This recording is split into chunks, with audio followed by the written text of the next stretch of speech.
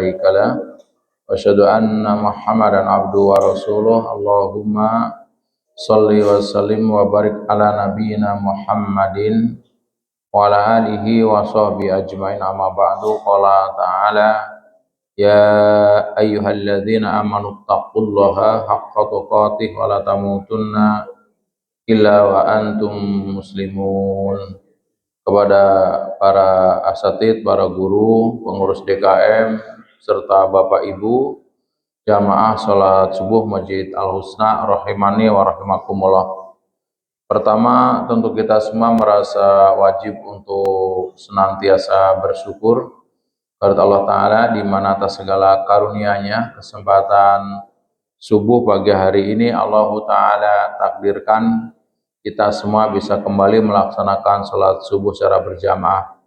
Mudah-mudahan saja seluruh rangkaian ibadah kita, sholat subuh kita, serta ibadah yang lain senantiasa mendapatkan ridho dan pahala dari Allah Ta'ala. Sholawat teriring salam, mari Bapak Ibu sama-sama kita sanjungkan kepada baginda Rasulullah Sallallahu Alaihi Wasallam, para keluarganya, sahabatnya, dan orang-orang yang istiqomah dalam meneruskan perjuangannya. Walaupun agak terlambat di penghujung Syawal, karena ini baru ketemu, izinkan saya menyampaikan taqabbalallahu minna wa minkum. Pagi hari ini kita akan melanjutkan bedah buku Inspirasi Menghidupkan Ramadan dan Meramadankan Hidup. Jadi kalau di menjelang Ramadan dan dalam Ramadan kita bicara bagaimana menghidupkan Ramadan. Nah, pasca Ramadan kita berbicara bagaimana meramadankan hidup. Sambil dari bab 6 dengan tema berani meramadankan hidup untuk membuktikan kemenangan sejati. Kalau dalam perlombaan, orang tidak bisa mengklaim saya menang. Yang menentukan pemenang apa tidak adalah panitianya. Demikian pula kalau dalam tanda petik Ramadan yang menyuruh kita Allah, panitianya Allah, yang mengatakan kita menang apa tidak bukan kita, tapi Allah Subhanahu wa Ta'ala dengan beberapa parameter yang akan kita bicarakan. Jadi banyak orang keliru mengklaim dirinya, oh saya menang gitu ya. Kalau hanya merasa menang tidak akan mendapatkan hadiah karena dia sepihak. Tapi kalau panitia yang mengatakan berarti udah dengan segala penilaiannya. Kurang lebih itu analog yang bisa dipakai pada pagi hari ini. Nah, raih kemenangan sejati. Patut kita bertanya ya kepada diri sendiri, apakah Ramadan yang kita kerjakan diterima apa tidak gitu. Jawabannya jelas, yang pasti adalah Allah yang paling tahu. Tapi kabar baiknya, para ulama memberikan kaidah untuk sekedar mengontrol diri kita pasca Ramadan. Apa kaidah yang disampaikan para ulama? Min sawabil hasanati al hasanatu ba'daha wa min jaza'is sayyiati as sayyiatu ba'daha. Di antara balasan kebaikan adalah kebaikan selanjutnya, dan di antara balasan kejelekan adalah kejelekan selanjutnya. Saya mengutip tentang kaidah tadi pendapatnya Ibnu Rajab. Ibnu Rajab menjelaskan hal di atas dengan perkataan salaf lainnya. Beliau menyampaikan balasan dari amalan kebaikan adalah amalan kebaikan selanjutnya. Barang siapa melaksanakan kebaikan lalu dia melanjutkan dengan kebaikan lainnya, maka itu adalah tanda diterimanya amalan yang pertama. Jadi kalau kemarin diilustrasikan Ramadan, kita di situ melakukan kebaikan, insyaallah taala, dari mulai bangun, sahur, sholat subuh berjamaah, kemudian tilawah Quran, sholat duha, malamnya diteruskan dengan tarawih. Lalu pasca Ramadan kita masuk melakukan hal yang sama, masih bangun, insyaallah tadi malam kita mungkin sebelum subuh kita udah tahajud. Terus sekarang subuh, nanti suruk, dan selanjutnya masih sedekah, masih tilawah Quran. Insya Allah menurut kaidah ini adalah tanda amal kita sebelumnya itu di bulan Ramadan diterima. Begitu pula barang siapa yang melaksanakan kebaikan lalu malah dilanjutkan dengan amalan kejelekan, maka ini adalah tanda tertolaknya atau tidak diterimanya amal kebaikan yang telah dilakukan. Jadi kalau sebelumnya kita bangun malam, sholat subuh berjamaah, puasa udah otomatis selama Ramadan, lalu setelah Ramadan, berarti Lebaran, pasca Ramadan, semua atau sebagian kita meninggalkannya. Maka ini hati-hati, berarti tanda amal kita yang pertama tidak diterima. Nah, Imam Hasan Al-Basri berkata, sesungguhnya di antara balasan amalan kebaikan ialah melaksanakan kebaikan setelahnya. Jadi sesungguhnya di antara balasan amalan kebaikan ialah melaksanakan kebaikan setelahnya. Dan di antara hukuman atas perbuatan buruk ialah melakukan keburukan setelahnya.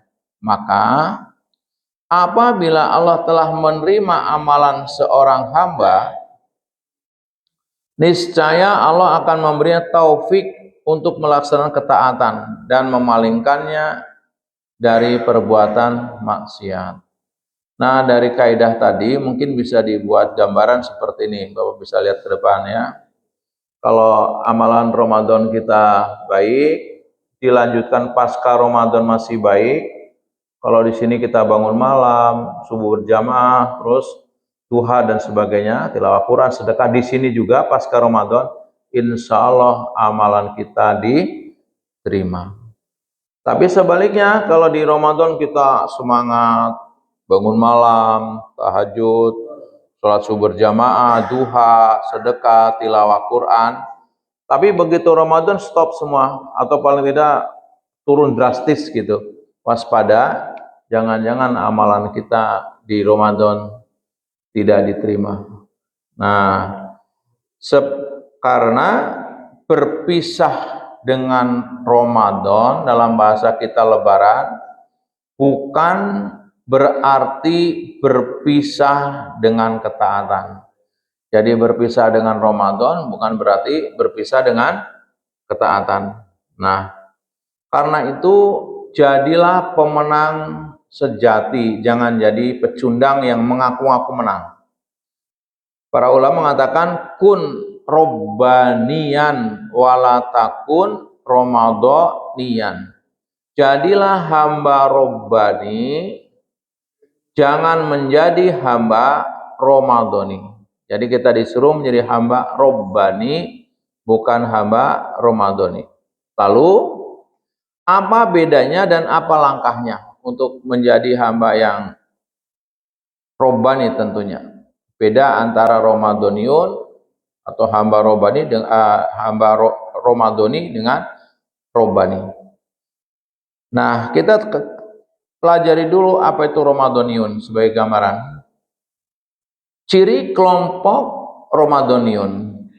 Ramadhaniun adalah istilah untuk menjelaskan adanya orang-orang yang semangat ibadah pada bulan Ramadan saja, namun semangat itu menurun drastis setelah Ramadan berakhir.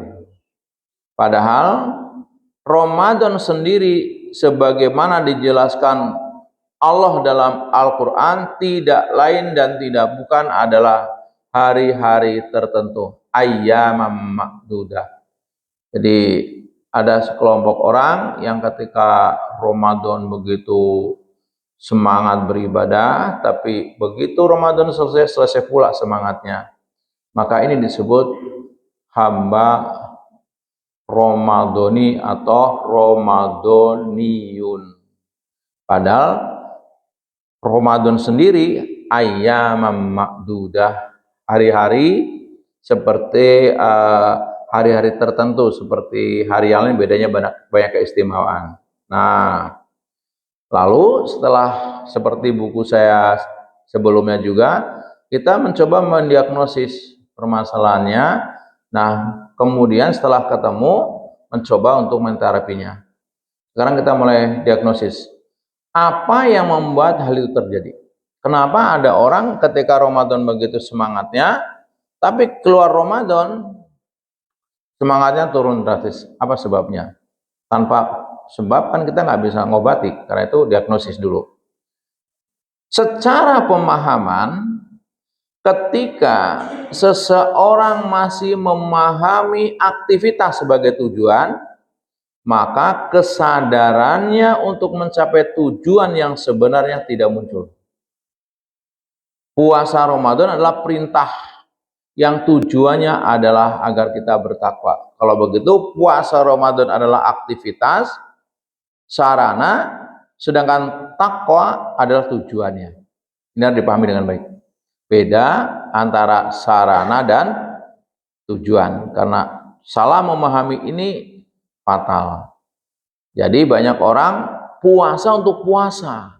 Maka begitu puasanya selesai sudah.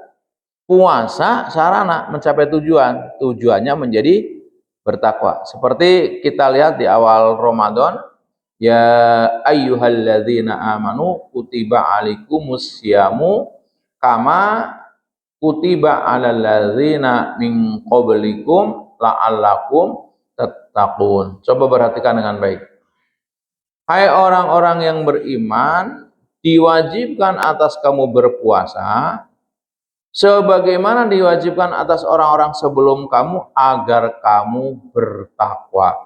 Jadi goalnya itu takwa. Sebagian manusia tidak pernah mengoreksi pasca Ramadan adakah perkembangan kemajuan ketakwaan kita, karena sebagian hanya sampai sarana, sudah clear, rasanya sudah lega kalau sudah puasa, padahal puasa baru sarana. Oke.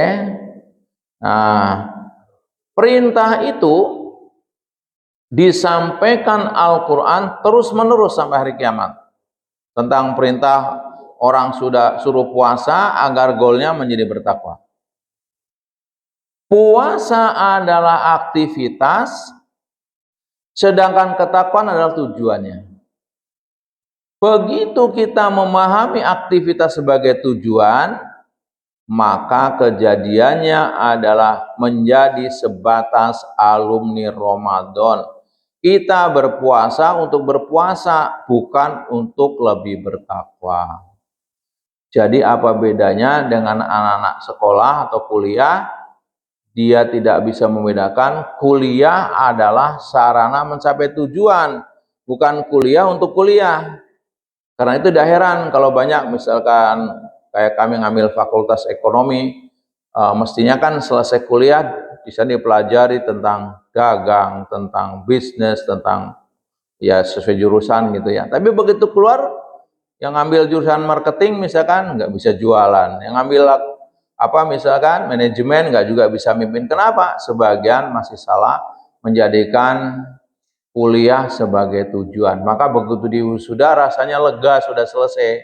Padahal kuliah adalah sarana mencapai tujuan. Atau kita kerja bukan tujuan.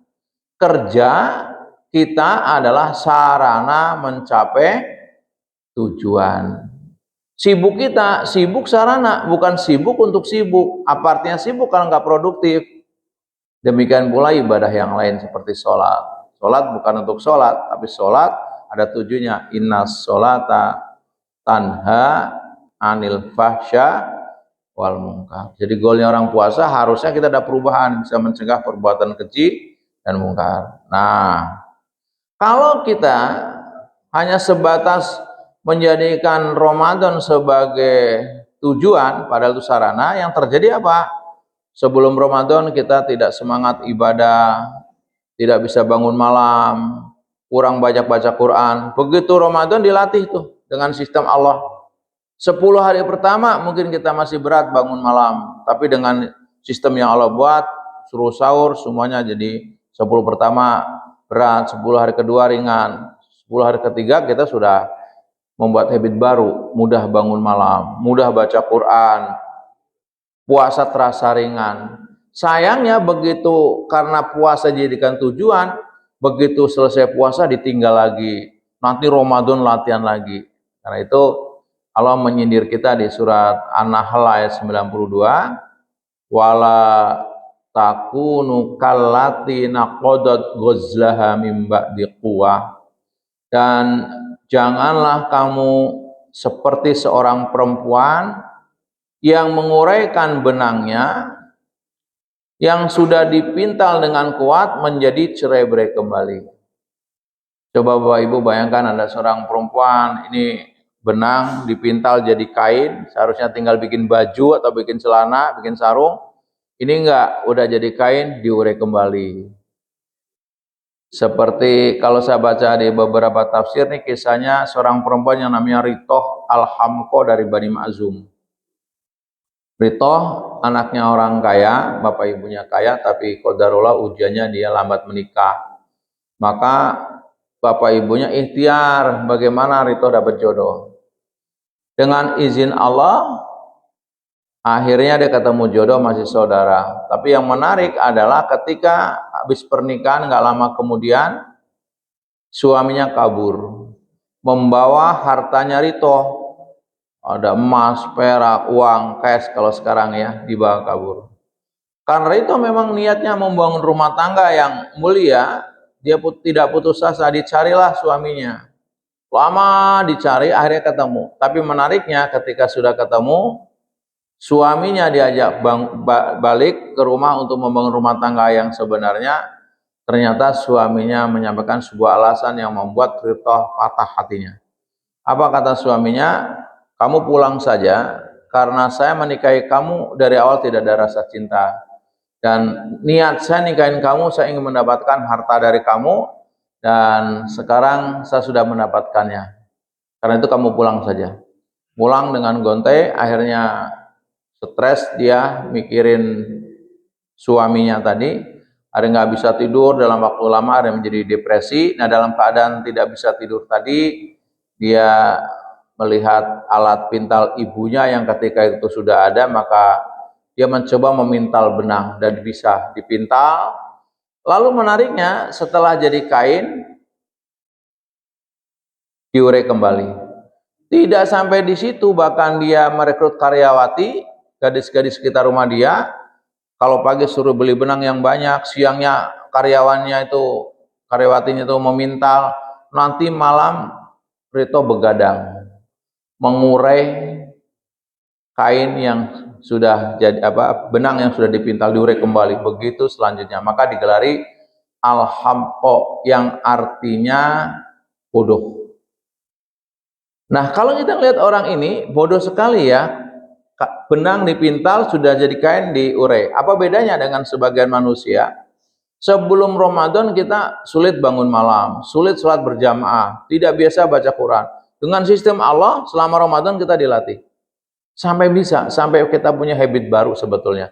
Tapi karena tidak bisa memahami mana sarana, mana tujuan, selesai Ramadan ditinggal semuanya. Nanti menjelang Ramadan, latihan lagi. Ini gambaran kaum Ramadhaniun. Ya capek sekali latihan, mestinya kita bersyukur ya. Waktu sebelum Ramadan kita sulit bangun malam, sekarang ya tinggal diteruskan. Waktu sholat sebelum Ramadan nggak biasa membaca Quran, setelah Ramadan bisa baca Quran, diteruskan habit itu. Karena kalau ditinggal ya bubar lagi, nanti mulai lagi. Ya, pelajarannya adalah dari kisah tadi, jangan sampai kematangan mental dan istiqomah hati ini terganggu karena kita tidak bisa mengontrol diri.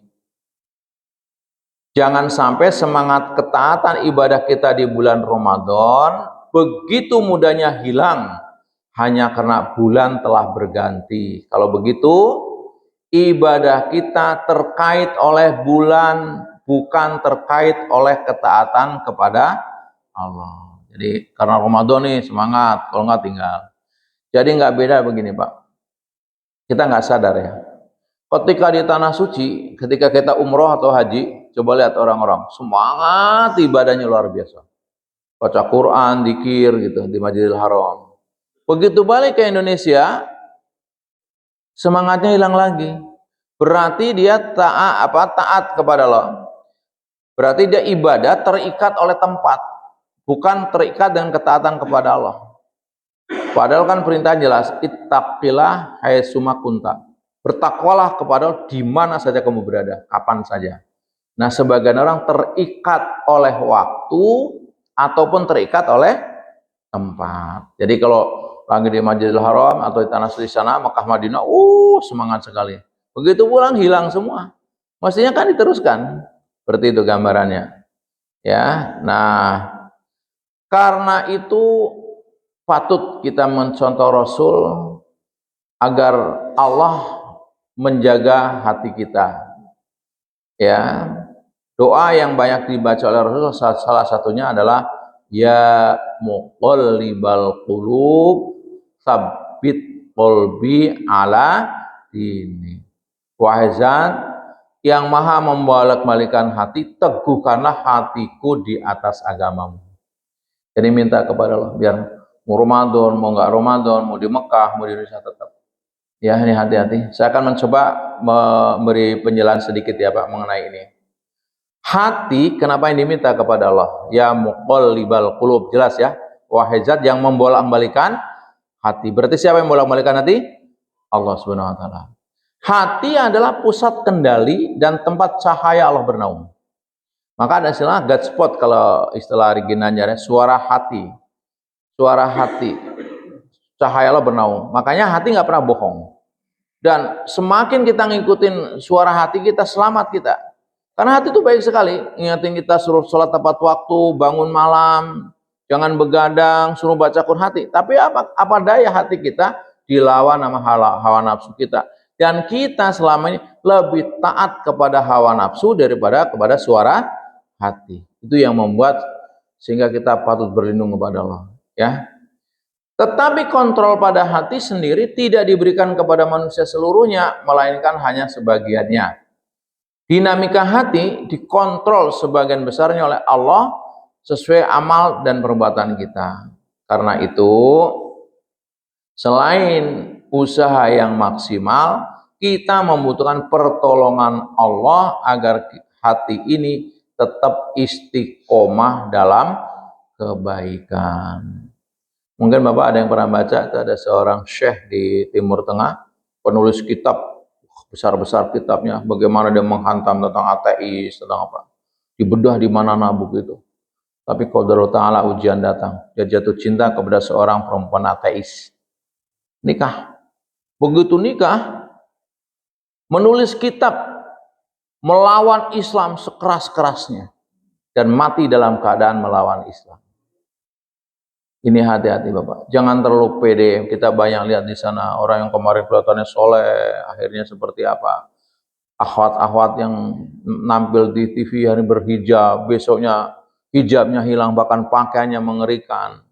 Ya, kita tidak boleh bersandar kepada kemampuan kita. Libatkan Allah dan mohonlah kepada Allah, semoga Allah yang membolak-balikan hati ini, hati kita tetapkan dalam agama Allah. Contoh lain misalkan Bapak setiap habis sholat atau di tahiyat akhir kan ada doa dari Rasulullah, Allahumma a'ini ala zikrika wa syukri ibadah. Allahumma a'ini ala zikrika. Kita Allah kepada suruh ingat terus kepada Allah.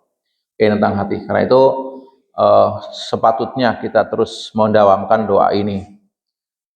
Kemudian sekarang setelah diterapi jelas asbab atau asal muasal ada kelompok yang menjadi Ramadhaniun, dia tidak bisa membedakan mana sarana, mana tujuan. Puasa Ramadan adalah sarana mencapai tujuan. Nah, lalu apa solusinya untuk keluar dari kelompok Ramadhaniun? Kita nggak maulah jadi Ramadhaniun. Kan nggak tahu kita kapan meninggalnya. Belum tentu meninggal di bulan Ramadan pas taat gitu kan. Karena ajal bisa datang kapan saja. Terus kita ingin menyelesaikan masalah ini bertahap. Apa solusinya? Apa yang penting dilakukan agar kita tidak menjadi kelompok yang sebatas sebagai alumni Ramadan atau Ramadhaniun. Kita hanya puasa Ramadan alumni aja gitu. Tapi kita betul-betul menjadi pemenang sejati yang setelah Ramadan selesai kita sesuai dengan harapan dari Allah menjadi orang bertakwa. Apa solusinya? Ada 3 agar tidak menjadi hamba Ramadhaniun. Yang pertama tentu seperti yang dikupas tadi, menanamkan kesadaran tentang pentingnya tujuan ibadah. Ini yang pertama. Yang kedua, memahamkan diri tentang makna lebaran yang sebenarnya. Yang ketiga, memahami makna Idul Fitr. Idul Fitr. Nah, kita coba yang satu ini yang mungkin jarang dikupas ini karena aspeknya aspek motivasi banget dan agak ada psikologi di sini ya. Nah, pertama, agar kita tidak terhindar dari kelompok Ramadhani atau hamba Ramadhani, perlu benar-benar menanamkan kesadaran mengenai tujuan dari ibadah yang kita lakukan. Jadi sadar ketika melakukan ibadah, tujuannya apa beribadah itu? Kesadaran berarti gerakan hati, Pak. Agar seseorang bisa menyimak gerakan dan pembicaraan hati, maka dibutuhkan tempat yang kosong, hati yang kosong. Maksudnya kita butuh merenung, menginsafi, lalu menyadari. Kalau kita sekarang kan, mohon maaf, hampir kayak nggak beda robot lah. Allahu Akbar, selesai udah gitu. Tidak ada. Padahal ada password, itu niat. Karena Allah Ta'ala. Puasa juga demikian. Nah, kita mencoba sekarang membedah tentang sadar dulu. Jadi sadar adalah gerakan hati. Ya, dan kita nggak akan mendengar suara hati kecuali kita berdialog dengan diri kita dengan merenungi, menginsafi. Dalam buku saya yang ke-8 itu adalah muhasabah diri. Oke. Kesadaran adalah awal dan kunci. Tanpa kesadaran itu, rasa-rasanya tidak mungkinlah kita akan sampai pada pemahaman bahwa tujuan dari puasa bukan sebatas mengerjakan puasa atau beraktivitas, tetapi meningkatkan ketakwaan diri. Ya, jadi kalau nggak disadarin betul, direnung gitu, ya puasa aja. Sholat juga begitu. Makanya kita rasanya lega banget kalau habis sholat. Padahal Rasul ngajarin habis sholat aja kita istighfar langsung. Begitu salam kanan, salam kiri, astagfirullah ya Allah. Kira-kira sholat saya diterima nggak sih model begini gitu ya. Kalau kita kan nggak lega banget. Kenapa? Karena kita baru menjadikan sholat sebagai sholat. Tujuan sholat ya sholat itu gitu kan. Padahal sholat adalah sarana mencapai tujuan agar kita bisa berubah. Nah, saya garis bawahi di sini. Puasa dan ibadah yang lain adalah wasilah, perantara. Puasa dan ibadah yang lain adalah wasilah atau perantara yang diperintahkan oleh Allah untuk mencapai goyah atau tujuan yang paling puncak. Jadi puasa kita untuk mencapai goyah, tujuan puncak apa? Menjadi bertakwa. Sholat kita mencegah buat keji dan mungkar. Itu goalnya lah. Tujuan puncaknya, goyahnya. Jadi puasa, sholat, sarana. Goalnya mencapai goyah.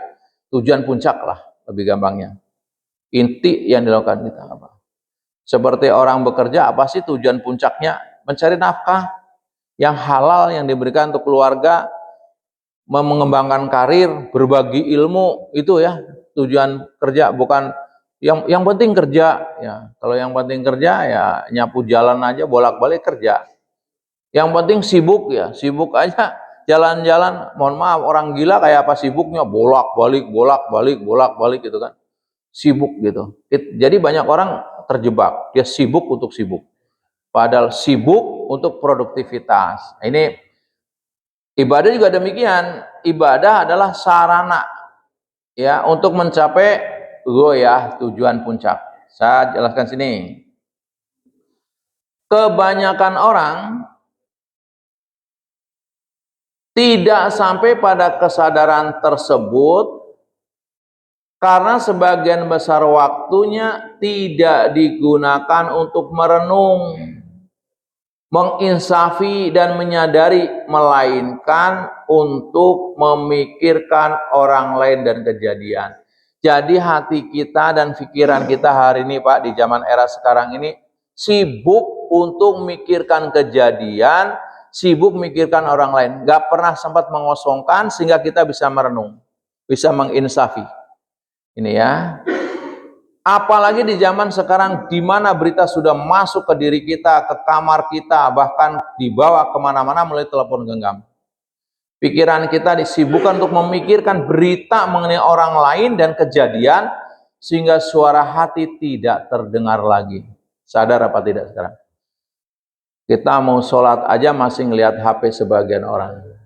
Kita sering lagi khutbah itu agak terganggu sebetulnya. Kan khutbah harusnya nggak boleh ada aktivitas. Masih baca WA mungkin. Saya tidak tahu apa yang dilihat, tapi nggak boleh. Ya, mau sholat ngeliat HP, habis sholat ngeliat HP, nggak sempat ngerenung kita. Mau tidur ngeliat HP, bangun tidur yang pertama dilihat HP, terus begitu tanpa sadar. Apa yang dilihat? Kejadian di luar dan urusan orang lain. Maaf, sekarang lagi berita tentang perang misalkan, melihat perkembangannya tentang ijazah palsu yang konon kabarnya belum selesai, nggak tahu sampai kapan juga dibaca, nggak ada manfaatnya buat kita kecuali memang kita di bidang yang ada di sana, mungkin anggota DPR, mungkin lawyernya, seperti itu. Jadi habis waktu kita untuk melihat kejadian dan urusan orang lain. Gak sempat kita merenungi. Kalau dalam Al-Quran ada pertanyaan tuh, fa'aina tadhabun, tidak kemana engkau pergi? Salah satu jawaban yang saya temukan di sana, Ibrahim menjawab, ana zahibun ila robbi. Saya lagi berjalan menuju Tuhanku, menuju kematian. Nah, kalau sekarang kita mau berangkat umroh atau haji atau keluar negeri yang paling 40 hari, persiapannya lama kita. Bawa ini, bawa itu, lengkap sekali. Ya, kita akan berjalan menuju perjalanan yang abadi, kehidupan yang abadi. Tapi kita sampai lupa, nggak pernah bertanya kepada diri sendiri, bekal apa yang saya bawa. Sampai-sampai kita tidak pernah merenungi apakah sholat yang kita kerjakan diterima apa tidak. Puasa yang Allah perintahkan kepada kita, betul nggak seperti yang diharapkan Allah agar kita menjadi bertakwa? Gagal kita di situ. Kita hanya sampai menjadikan sarana sebagai tujuan. Lega betul kalau habis sholat. Kalau tanya, kenapa sholatnya buru-buru? Yang penting sholat. Kenapa Ramadan nggak mengubah hidup kita? Yang penting puasa. Jadi yang penting semua, yang penting sholat, yang penting puasa, yang penting berdoa.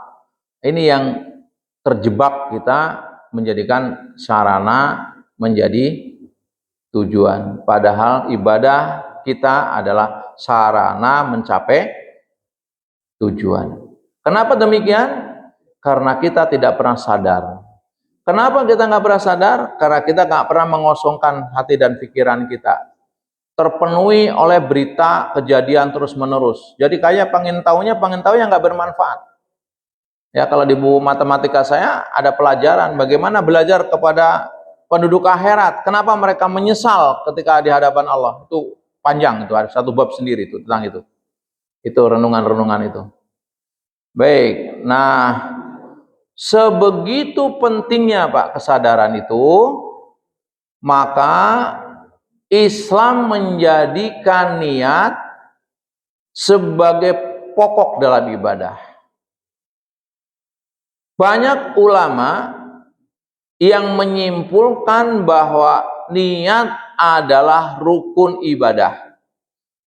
Bahkan khusus Ramadan kita diperintahkan untuk berniat di malam harinya. Sebagian ulama ya, termasuk insya Allah di sini juga kalau nggak salah waktu saya tarawih di sini. Habis traweh baca nawaitu saumal khudin an adai fardhi syahri Ramadan hadis sanati lillahi ta'ala. Apa goalnya? Saya niat puasa karena Allah ta'ala. Tapi sayang, password yang begitu mulia mengingatkan, menyadarkan, ingat loh puasa kamu karena Allah ta'ala. Apa tujuan puasa? Hilang karena mohon maaf kita baru sampai kepada dalam tanda petik ritual. Jadi ketika kita membaca nawaitu saumal khudin, bukan yang terbayang kita niat nih sungguh-sungguh, bukan. Ini alarm sholat tarawih kita selesai, jadi senang lega. Yang terbayang apa? Bagaimana ronde kedua diteruskan, makan kolak, ngeteh lagi gitu. Jadi begitu nawaitu saumal khudin semangat sekali kan Bapak lihat tuh. Nawaitu saumal khudin maknanya udah beda itu, bukan bagaimana niat. Kalau niat di hati harusnya. Kalau di lisan, hatinya benar-benar jadi khusyuk niat itu. Nawa itu saumal ghadin. an adai. Karena apa? Ini bicara hati. Ini bicara hati. Bicara lagi meluruh kesadaran. Ini saya puasa loh karena Allah Ta'ala. Nah yang terjadi karena mungkin udah menjadi salah kaprah, rasanya dimanai kalau sudah baca niat berarti alarm ini traweh sudah selesai. Makanya gembira sekali. Wah ini ya berbahaya ini ya. Ya mudah-mudahan di sini tidak lah ya. Tapi ini untuk pengingat. Coba Bapak mau sholat juga niatnya kan pelan Pak. Saya niat sholat karena Allah Ta'ala. Semoga Allah menerima kan gitu ya. Baik. Nah tanpa niat ibadah kita tidak sah menurut ilmu fikih. Bukan berarti para ulama mendahului penghakiman Allah atas ibadah seseorang, bukan. Tetapi lebih pada penekanan mengenai pentingnya menyadari tujuan ibadah yang sesungguhnya. Jadi niat itu esensinya password agar kita mengingatkan diri kita, menyadari, kita sadar betul pentingnya tujuan ibadah. Jadi kita sadar, oh saya mau sholat, gitu kan? Kenapa sholat ya? Karena Allah memerintahkan. Untuk apa sholat? Oh biar saya terhindar dari perbuatan keji dan mungkar. Kenapa sholat? Saya mau minta pertolongan kepada Allah. Kenapa sholat? Saya mau bersyukur kepada Allah. Itu, niat itu. Jadi ini password pengingat, menyadarkan diri. Karena kita kosong, sibuk dengan kejadian, makanya dikosongkan dulu sebelum niat. Ya, kayak ini ngaji. Coba saya cek Bapak aja. Ngaji ini tujuan apa sarana? Cek ngaji kita tujuan apa sarana mencapai tujuan? Sarana. Tapi berapa banyak orang ngaji dijadikan tujuan, kalau udah ngaji udah lega. Akibatnya apa? Kita sudah ngaji bertahun-tahun, tapi susah ngajak orang yang ngaji. Kenapa?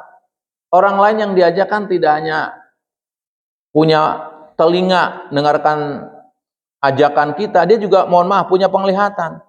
Kamu ngajak saya ngaji, kamu 11 tahun ngaji nggak berubah, sebelum ngaji pemarah, udah ngaji masih pemarah. Sebelum ngaji pelit, sudah ngaji 11 tahun masih pelit. Lalu apa dampak dari ngaji itu? Apa dampaknya coba? Kita mau pengaruhi istri aja susah, mempengaruhi anak susah. Karena apa? Anak kita tidak, istri kita, anak kita tidak sekedar punya telinga, dia punya mata. Ngaji tapi sholatnya tetap aja super kilat. Ngaji tetap aja lisannya tidak terjaga. Ngaji tetap aja perilakunya nggak berubah. Kenapa? Ngaji dijadikan tujuan.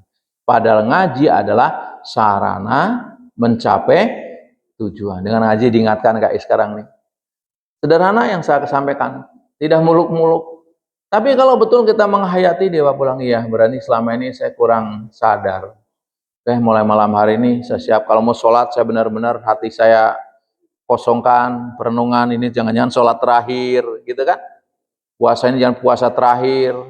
Bapak mau berangkat kerja pamit, jangan-jangan ini pamitan terakhir. Bismillah, saya niat kerja, nafkah menjadi yang halal karena Allah, diniatin ibadah, misalkan. Subhanallah, semakin melatih hati kita, semua akan berubah luar biasa.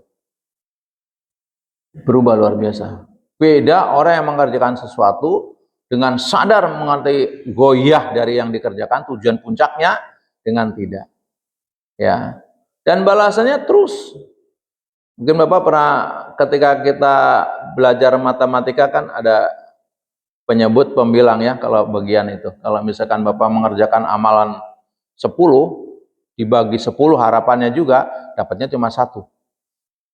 Gitu. Tapi kalau Bapak mengerjakan 10 harapannya 0 selain kepada Allah, 0 nggak berharap kepada makhluk, pujian 0, hasilnya unlimited, tak terhingga ya, gambarnya kayak cacing itu kalau kita sekolah.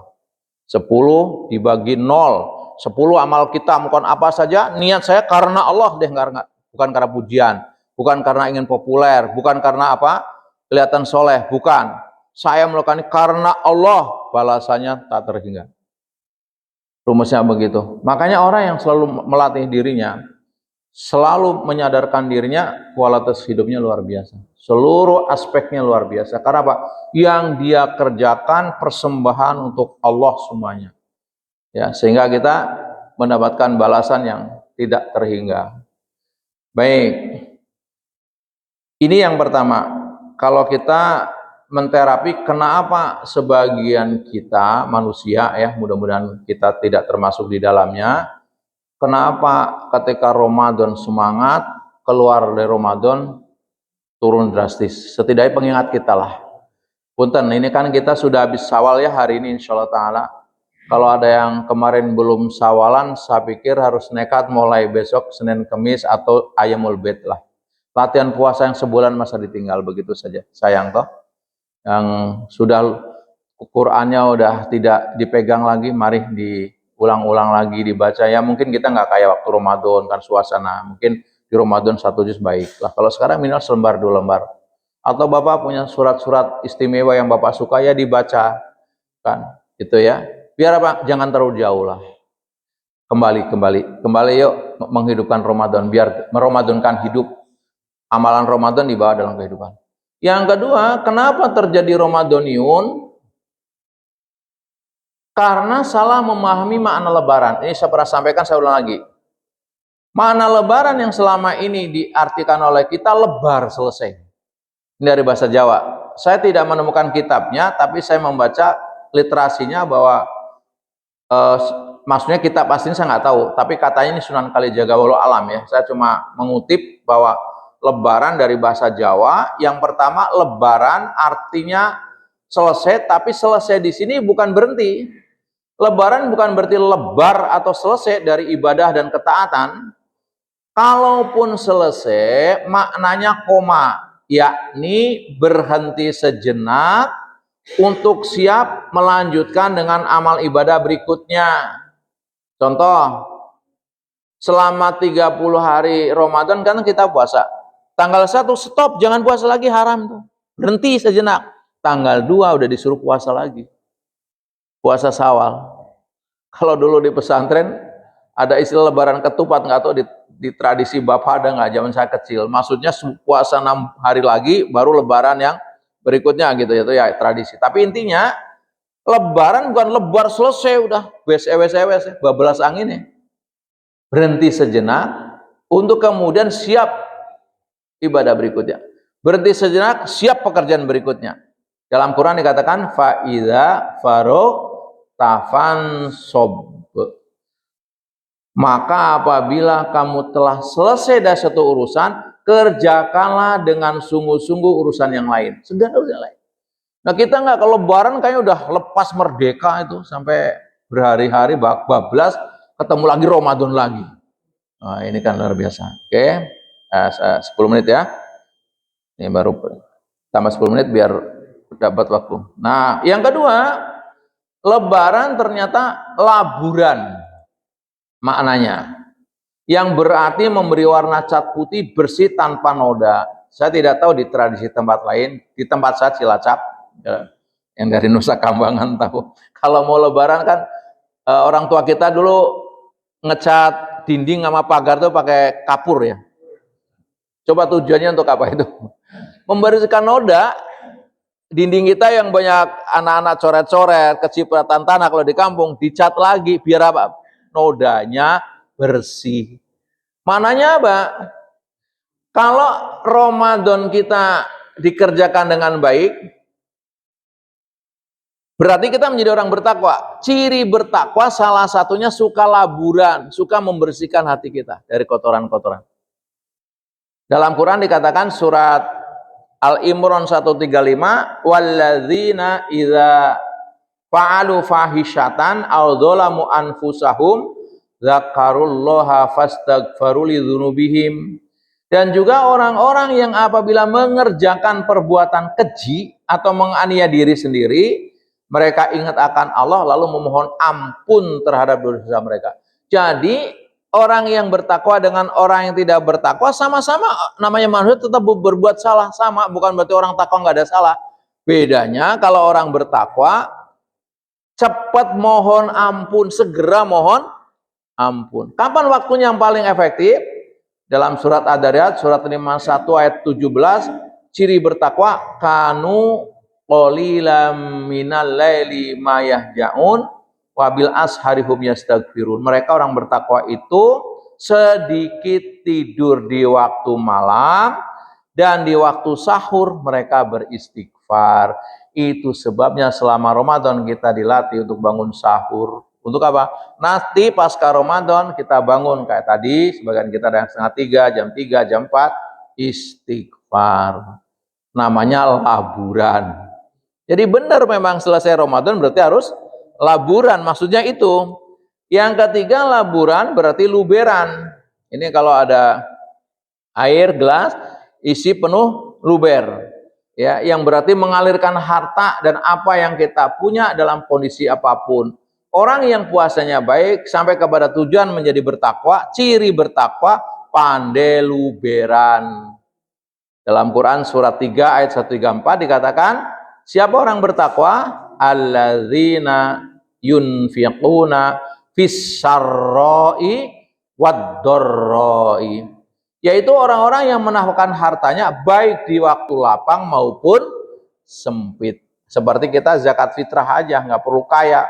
Bayi baru lahir aja sebelum terbit fajar sudah suruh zakat kan gitu ya. Tadinya nggak mampu, banyak orang ngasih zakat ke orang tadi, terus dia jadi mampu langsung keluarkan gitu kan zakatnya. Jadi dilatih kita, orang-orang yang bertakwa itu bermental kaya. Dalam keadaan sempit pun tetap dia berbagi. Bukan sebaliknya, orang-orang yang nggak takwa kan bermental miskin. Sudah hartanya banyak, ayo aja ambilin punya orang. Saking serakahnya, padahal nggak dibawa mati juga.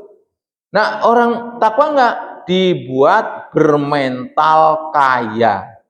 Ya sedekah itu kalau nggak ada harta ya dengan tenaga, dengan doa. Tapi yang di sini digambarkan dengan harta semampunya. Ya, dalam keadaan sempit pun tetap. Yang keempat, lebaran artinya leburan.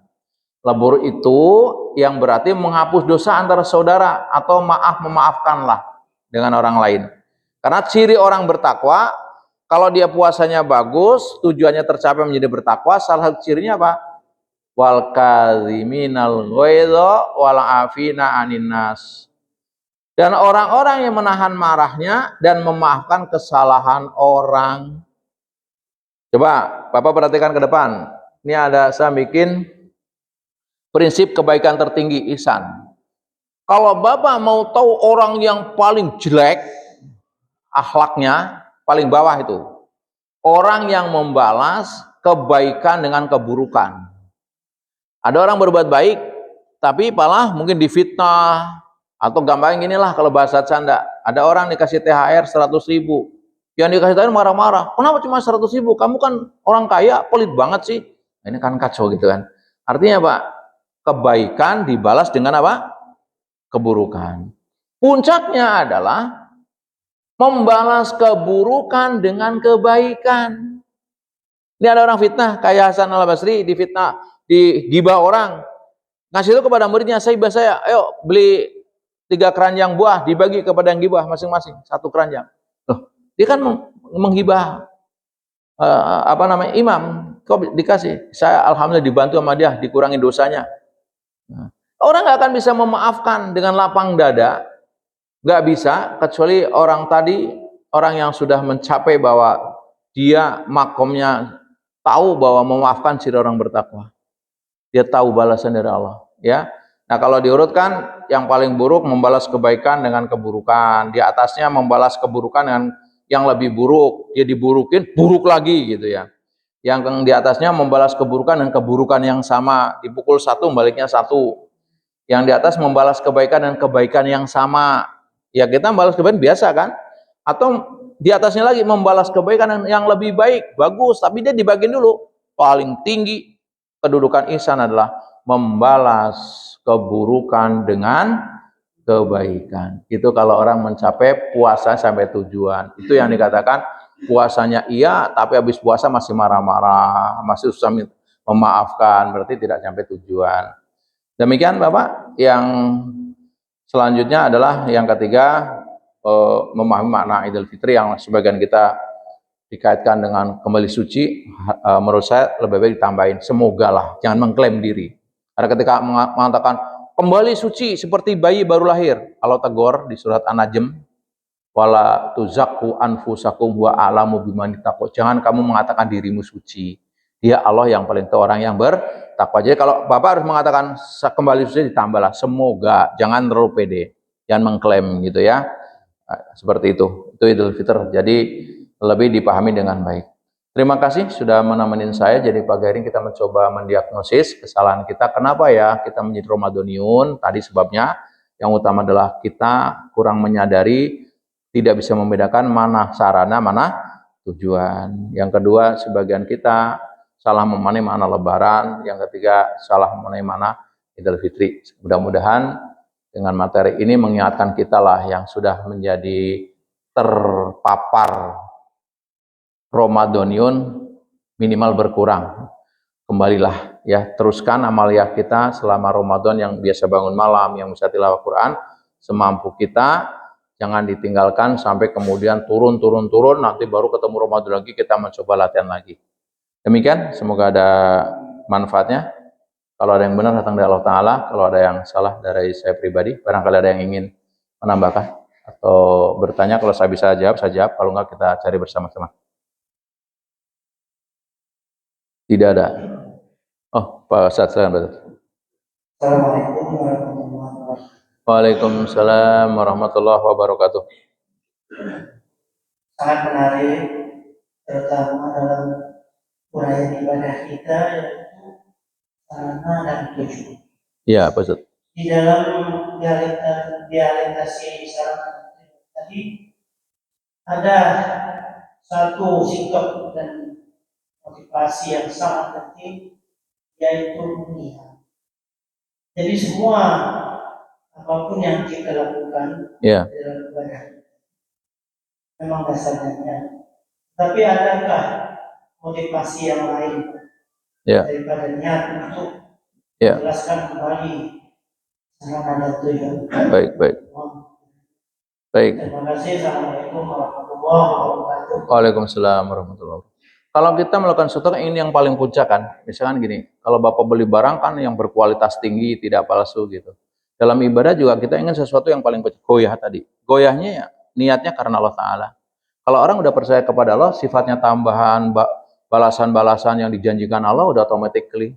Jadi kita nggak usah nuntut balasan kepada Allah, karena Allah maha tepat janjinya. Yang dibersihkan adalah tadi. Makanya digambarkan tadi, semakin niat Bapak bagus, harapannya nol selain kepada Allah, balasannya unlimited. Berbeda dengan orang, kenapa puasa? Puasa saya biar kurus badannya, kan ada niat begitu kan. Puasa biar sehat gitu. Dapatnya kecil. Tapi kalau karena Allahnya dapat unlimited, dia dapat sehat, dapat pahala, dapat surga, dapat kemudahan gitu. Jadi adalah orang-orang tertentu sholat, termasuk saya kan belajar sholat, gerakan sholat ya. Gerakan sholat namanya pijit. Saya lupa itu namanya, tapi saya belajar betul itu sehingga saya bisa mijit. Gerakan-gerakan sholat itu semuanya adalah untuk kesehatan. Getar saraf. Saya dulu sebelum di Bekam sama Rukyah, saya teraper pijit getar saraf. Itu adalah terapinya semua gerakan sholat dan wudhu. Saking semangatnya mentor saya, seakan-akan lupa bahwa sholat itu nyari ibadah. Itu saya mundur. Jadi udah lupa aja, semua kupasannya tentang kesehatan, bahwa sholat menyehatkan, sholat begini, begitu. Iya, tapi itu gak goyah. Goyahnya adalah mencari ridho Allah Subhanahu wa Ta'ala. Nah, kalau udah dipasrahkan tadi, gambarnya gini, mohon maaf, saya susah membayangkan. Kalau dalam bagian kan gini ya, ada pembilang penyebut dulu. Pembilang penyebut. Misalkan Bapak melakukan amal ibadah 10. Harapannya 10, misalkan begini, saya puasa biar dikabul doa, biar sehat dan sebagainya. Masih punya harapan tinggi di situ, dapatnya 1. Tapi kalau saya puasa karena Allah Ta'ala, terserah Allah membalasnya gitu kan, 0 harapannya kecuali Allah Ta'ala, balasannya unlimited, tak terhingga. Jadi yang dilatih oleh kita, semua dilakukan karena Allah. Mohon maaf Pak, saya agak liar membaca, saya baru membaca buku tentang rahasia alam semesta. Setelah pelajari, ini berkaitan dengan hukum tebar tuai atau hukum karma. Di situ ada karma baik, karma buruk. Ini mungkin bukan orang Islam yang nulis. Tetapi yang saya ingin sepakati, ada keselarasan, walaupun tidak mengatakan saya rujukan itu. Apa rujukannya? Semakin ada harapan, semakin kecil, kata dia. Bayangin aja, ini bukan orang Islam yang nulis tentang. Bapak cari aja bukunya, Rahasia Alam Semesta. Saya lagi mempelajari itu. Ada beberapa konsep lah tentang kehidupan di situ. Saya begitu tahu itu semakin yakin dengan Islam. Sudahlah kita melatih sesuatu karena Allah. Kita berbuat baik dengan istri. Kalau bapaknya berharap, saya berbuat baik kepada istri, biar istri baik kepada kita. Bisa dapat, bisa tidak. Apakah pasti kalau saya baik kepada orang lain baik kepada kita? Belum tentu. Tapi kalau saya berbuat baik kepada istri karena perintah Allah untuk berbuat baik, ihsan. Allah yang balas. Kalaupun dia nggak membalas, Allah yang balas. Kalau dia mungkin anak. Itu ya kesimpulannya. Jadi boleh yang lain, tetapi saya mengajarkan adalah cari niat yang puncak, yaitu goyah, tujuan paling puncak satu, mencari ridho Allah Subhanahu wa taala. Kalau itu dapat, yang lain ikut. Begitu, mudah-mudahan bermanfaat. Baik, karena hidangan sudah siap, kita tutup saja ngaji kita dengan doa kafaratul majlis. Subhanaka Allahumma wa bihamdika asyhadu alla ilaha illa anta astaghfiruka wa atubu ilaik. Lebih dan kurangnya saya mohon maaf Bapak Ibu. Assalamualaikum warahmatullahi wabarakatuh.